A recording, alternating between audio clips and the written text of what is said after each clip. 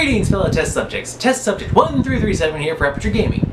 They make it, we test it, you play it. And today's review, we welcome you to Ghost of Tsushima. Again, another. Now this is weird. I pre-ordered both of these games through GameStop. They both came out the same day, and the weirdest thing is, I had them delivered to my house. Postal service, because I didn't know about, the world and whatnot. And they each came on separate days. It's like, okay, if they both released the same day, why not have them come in the same package? It's like, weird. Alright, but anyway, you're not here for that. You're here for the review, so let's get into it. Series. No, as far as I can tell, this is a brand new IP, so no, it's not part of a series. It's brand spanking new. Team. The people behind this game are Sucker Punch, who have provided us with some very entertaining games in the past, and hopefully this will be a good one, and so will future titles. Plot. The game takes place in the late 13th century on the island of Tsushima, part of Japan, and the Mongolian army has invaded the island, and you play the character of Jin, a samurai who is trying to fight to save his island and his family. And basically, I'll cover it later, but let's just say there's some features about this game that are interesting, and yeah, so you have to try to take back control of the island of Tsushima and fight off the Mongolian forces. Gameplay controls. Let's see, the gameplay, how would I describe this? Alright, imagine if Lord of the Rings, Shadow of War / Shadow of Mordor, imagine those two games, kind of like a hybrid with Legend of Zelda Breath of the Wild. Imagine all those just mushed together. That's kind of Ghost of Tsushima. You're on an island, you have to fight off enemies. Your combat is you can ride around on a horse, you have a bow and arrow ability, you have quick draw weapons, and your main weapon is a sword. So you can either go for samurai combat, or you can learn about stealth combat and do that. So you have to fight enemies either front on, stealthily. There's collectibles, finding hidden locations, liberating places that have been overrun and taken over by the Mongol forces. It's an interesting balance between exploration, collection, fetch quests. It has everything you see in a modern day AAA title. Graphics. Graphically wise, the game, it is beautiful. Very great skybox, the landscape is amazing. Characters, all the outfits are amazing, and visual style, they did a huge job working on the photo mode for you to play around with, because nowadays photo mode is like a prerequisite for you to show off your artistic in-game Photoshop styles. And an interesting thing is, when you first start up the game, or later on in the game, you can go to audio and visual settings. You can have Kurosawa mode, where the game looks like a film by legendary filmmaker Akira Kurosawa. It's black and white, all the characters, you have the English voice cast, and you actually have a Japanese voice cast, and you get English subtitles.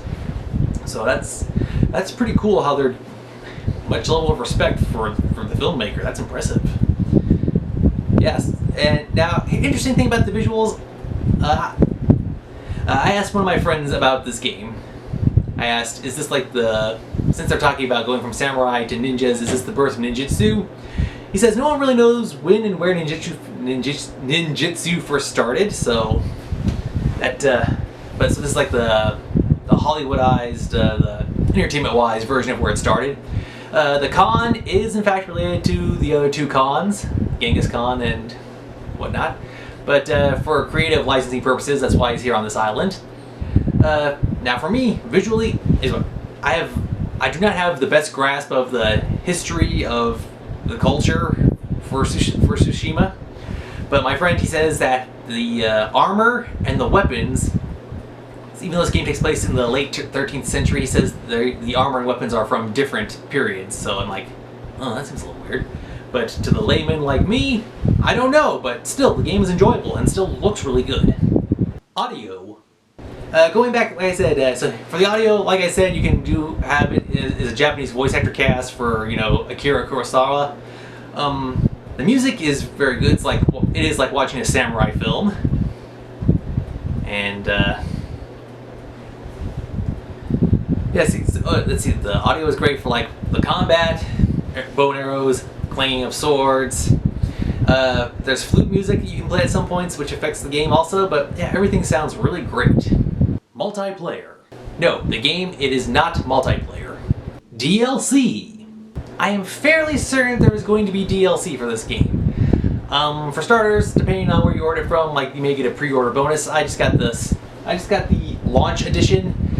I wasn't able to get the special edition where like you get the certain armor or a charm or whatnot, but I'm pretty sure that'll come out eventually. It kind of usually does kind of a, incentive for people to pre-order early and they get access to cool stuff right off the bat. But yeah, I'm fairly certain there is going to be DLC. Issues. I've played the game so far and no technical issues. There's like some spots that are a little difficult because you're just starting out, and of course you have to slowly build up your skill set and powers, and sometimes you'll run across an enemy and be like, okay, it's like, oh, big enemy group, let's see if I can find my way out of this. Oh, no, I can't, dead. Or, oh, look at that, there's nature, and there's a bear, and the bear is coming towards me, and bear is eating me. So yeah. So here's what, when the game, after the game came out, some websites, they did some, I went to Game Informer. They had like some spoiler-free reviews on things I wish I'd known before I started playing, or stuff that you should do, and it was all spoiler-free. Pretty awesome.